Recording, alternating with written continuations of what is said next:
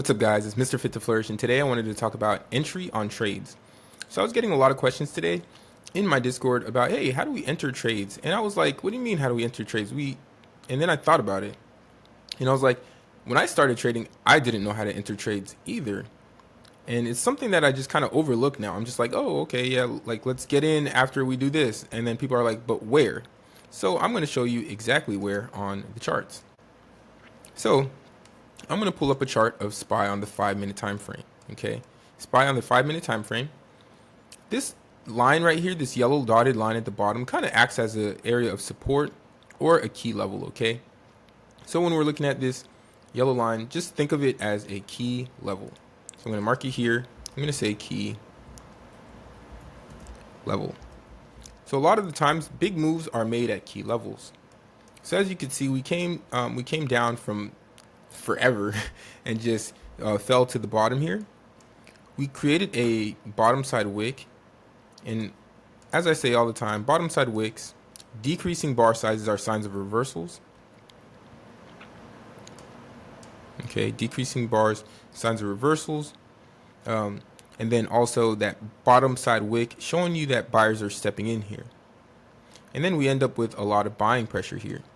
So how would you get in on this trade? Well, if you were using a VWAP strategy, so it kind of depends on the strategy you're using, but the exact place where you get in on the trade is the same every time.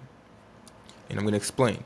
So this red line here is VWAP, volume weighted average price.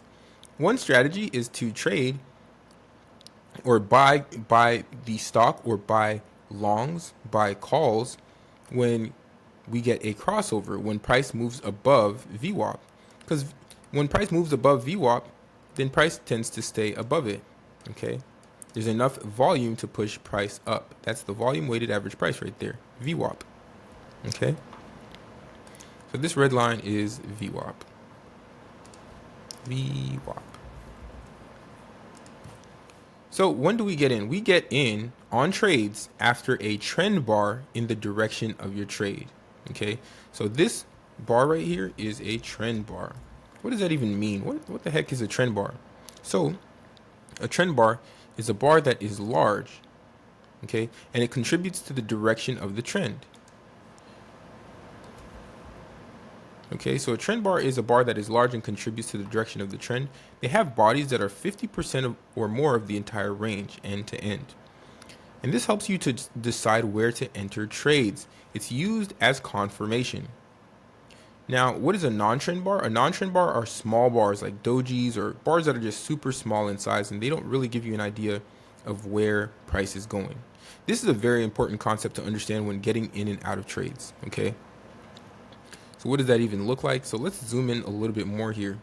So these arrows are pointing to trend bars. This is a downtrend. This is a depiction of a downtrend.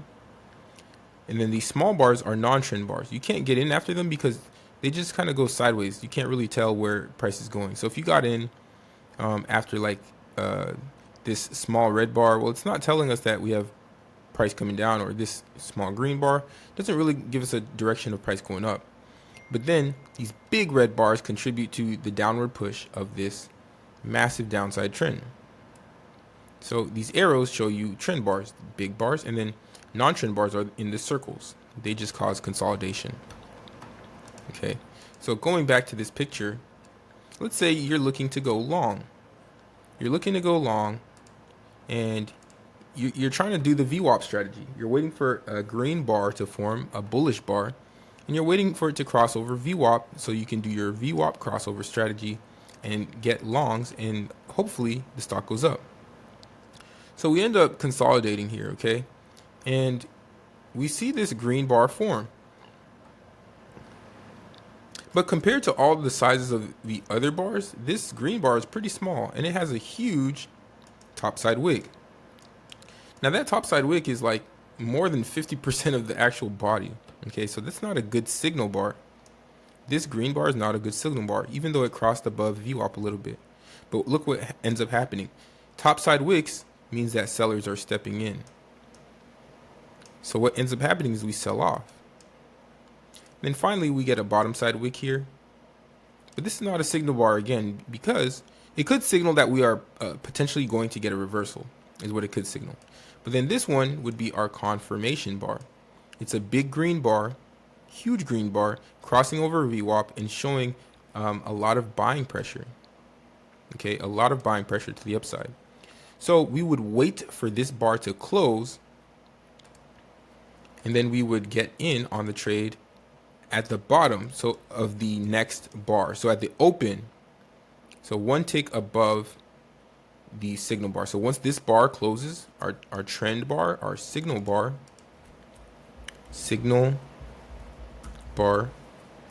or confirmation bar.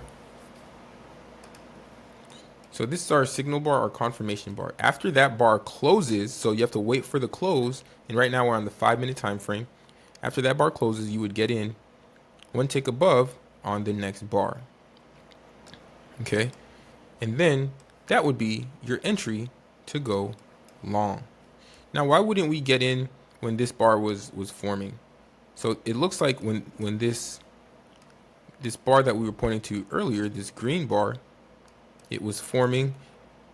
What happens is it looks like a big bull bar during trading hours, but then all of a sudden price starts to come down, sellers are stepping in, and it closes down here. So that's why you always want to wait for the close. Some people try to get in prematurely when the bar looks extremely big and it looks like price is moving up, but then price got pushed down by sellers stepping in. So if you did get in before the bar closed, then price got pushed down and you got almost knocked out of your, really knocked out of your position. But if we wait for the bar to close, then we're guaranteed to get at least 1 to 2 bars continuation to the upside, because we're showing that buyers are stepping in and there is strength in buying. There's buying pressure and it's not going away.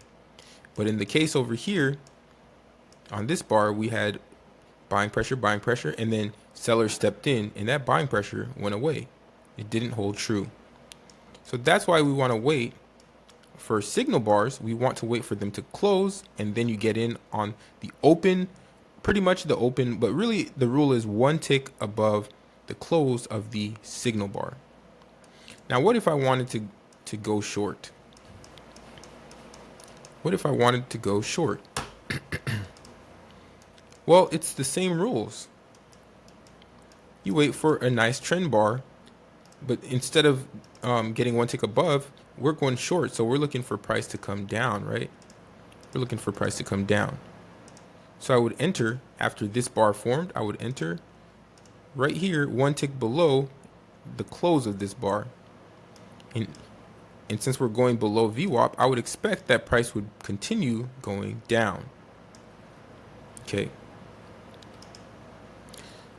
So that's really just the basics of entry and exit, or actually entry. We'll do a video on exiting trades and how to take contracts or how to take shares off. But that's just the basics of entering a trade. It's really just all about waiting for a confirmation bar, getting in 1 tick after that confirmation bar, and then just riding the play. And you need to have a setup. So a lot of setups are breakouts, crossovers, retests of different areas. But after whatever sign you're looking for, after that sign, you need to have a confirmation bar, which is a trend bar, a big bar that goes in the direction that you think that the trade is going. I hope you guys enjoyed this one. Really quick video. It's Mr. Fit to Flourish, and I'm out. Good morning, welcome to the Fit to Flourish podcast. Let's talk wellness, finance,